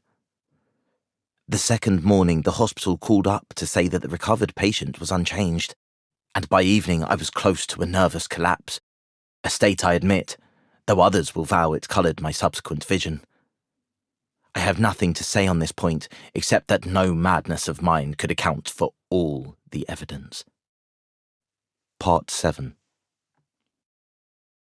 It was in the night, after that second evening, that stark, utter horror burst over me and weighted my spirit with a black, clutching panic from which it can never shake free. It began with a telephone call just before midnight. I was the only one up, and sleepily took down the receiver in the library. No one seemed to be on the wire, and I was about to hang up and go to bed when my ear caught a very faint suspicion of sound at the other end. Was someone trying under great difficulties to talk? As I listened, I thought I heard a sort of half-liquid bubbling noise. Glub, glub, glub, which had an odd suggestion of inarticulate, unintelligible word and syllable divisions. I called, "Who is it?" But the only answer was glub, glub, glub, glub. I could only assume that the noise was mechanical, but fancying that it might be a case of a broken instrument able to receive but not to send, I added, "I can't hear you. Better hang up and try information." Immediately I heard the receiver go on the hook at the other end. This, I say, was just before midnight. When that call was traced afterward, it was found to come from the old Crowninshield house, though it was fully half a week from the housemaid's day to be there. I shall only hint what was found at that house. The upheaval in a remote cellar storeroom, the tracks, the dirt, the hastily rifled wardrobe, the baffling marks on the telephone, the clumsily used stationery, and the detestable stench lingering over everything. The police, poor fools, have their smug little theories and are still searching for those sinister discharged servants who have dropped out of sight amidst the present furore. They speak of a ghoulish revenge for things that were done, and say I was included because I was Edward's best friend and adviser. Idiot. Do they fancy those brutish clowns could have forged that handwriting?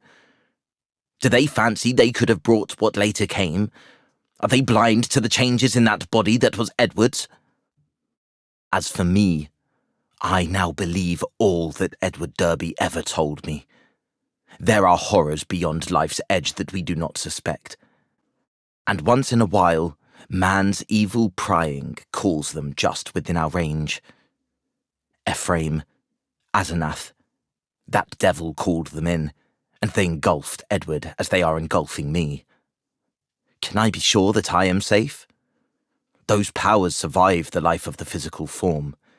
The next day, in the afternoon, when I pulled out of my prostration and was able to walk and talk coherently, I went to the madhouse and shot him dead for Edward's and the world's sake. But can I be sure till he is cremated? They are keeping the body for some silly autopsies by different doctors, but I say he must be cremated. He must be cremated. He who was not Edward Derby when I shot him. I shall go mad if he is not, for I may be the next. But my will is not weak, and I shall not let it be undermined by the terrors I know are seething around it. One life, Ephraim, Asenath, and Edward, who now? I will not be driven out of my body. I will not change souls with that bullet-ridden lich in the madhouse. But let me try to tell coherently of that final horror. I will not speak of what the police persistently ignored. The tales of that dwarfed, grotesque, malodorous thing met by at least 3 wayfarers in High Street just before 2 o'clock, and the nature of the single footprints in certain places. I will say only that just about 2, the doorbell and knocker waked me. Doorbell and knocker both plied alternately and uncertainly in a kind of weak desperation, and each trying to keep to Edward's old signal of 3 and 2 strokes. Roused from my sleep, my mind leaped into a turmoil. Derby at the door, and remembering the old code. That new personality had not remembered it. Was Edward suddenly back in his rightful state? Why was he here in such evident stress and haste? Had he been released ahead of time, or had he escaped? Perhaps, I thought as I flung on a robe and bounded downstairs, his return to his own self had brought raving and violence, revoking his discharge and driving him to a desperate dash for freedom. Whatever had happened, he was good old Edward again, and I would help him. When I opened the door into the elm-arched blackness, a gust of insufferably fetid wind almost flung me prostrate. I choked in nausea, and for a second scarcely saw the dwarfed, humped figure on the steps. The summons had been Edward's, but who was this foul, stunted parody? Where had Edward had time to go? His ring had sounded only a second before the door opened. The caller had on one of Edward's overcoats, its bottom almost touching the ground, and its sleeves rolled back yet still covering the hands. On the head was a slouch hat pulled low, while a black silk muffler concealed the face. As I stepped unsteadily forward, the figure made a semi-liquid sound like that I had heard over the telephone. Glub, glub, and thrust at me a large, closely written paper impaled on the end of a long pencil. Still reeling from the morbid and unaccountable fetor, I seized this paper and tried to read it in the light from the doorway. Beyond question, it was in Edward's script. But why had he written when he was close enough to ring? And why was the script so awkward, coarse, and shaky? I could make out nothing in the dim half-light, so edged back into the hall, the dwarf figure clumping mechanically after, but pausing on the inner door's threshold. The odour of this singular messenger was really appalling, and I hoped, not in vain, thank God, that my wife would not wake and confront it. Then, as I read the paper, I felt my knees give under me and my vision go black. I was lying on the floor when I came to, that accursed sheet still clutched in my fear-rigid hand. This is what it said. Dan, go to the sanitarium and kill it. Exterminate it. It isn't Edward Derby anymore. She got me. It's Asenath, and she has been dead 3 months and a half. I lied when I said she had gone away. I killed her. I had to. It was sudden, but we were alone and I was in my right body. I saw a candlestick and smashed her head in. She would have got me for good at Hallowmas. I buried her in the father's cellar storeroom under some old boxes and cleaned up all the traces. The servants suspected next morning, but they have such secrets that they dare not tell the police. I sent them off, but God knows what they, and others of the cult, will do. I thought for a while I was all right, and then I felt the tugging at my brain. I knew what it was. I ought to have remembered. A soul like hers, or Ephraim's, is half detached, and keeps right on after death as long as the body lasts. She was getting me, making me change bodies with her, seizing my body and putting me in that corpse of hers buried in the cellar. I knew what was coming. That's why I snapped and had to go to the asylum. Then it came. I found myself choked in the dark, in Asenath's rotting carcass down there in the cellar under the boxes where I put it. And I knew she must be in my body at the sanitarium. Permanently. For it was after Hallowmass, and the sacrifice would work even without her being there. Sane and ready for release as a menace to the world. I was desperate, and in spite of everything I clawed my way out. I'm too far gone to talk. I couldn't manage to telephone, but I can still write. I'll get fixed up somehow and bring you this last word and warning. Kill that fiend if you value the peace and comfort of the world. See that it is cremated. If you don't, it will live on and on, body to body forever, and I can't tell you what it will do. Keep clear of black magic, Dan. It's the devil's business. Goodbye. You've been a great friend. Tell the police whatever they'll believe, and I'm damnably sorry to drag all this on you. I'll be at peace before long. This thing won't hold together much more. Hope you can read this. And kill that thing. Kill it. Yours, Ed. It was only afterward that I read the last half of this paper. For I had fainted at the end of the 3rd paragraph. I fainted again when I saw and smelled what cluttered up the threshold where the warm air had struck it. The messenger would not move or have consciousness any more. The butler, tougher fibred than I, did not faint at what met him in the hall in the morning. Instead, he telephoned the police.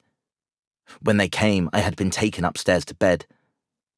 But the other mass lay where it had collapsed in the night. The men put handkerchiefs to their noses. What they finally found inside Edward's oddly assorted clothes was mostly liquescent horror. There were bones, too, and a crushed-in skull.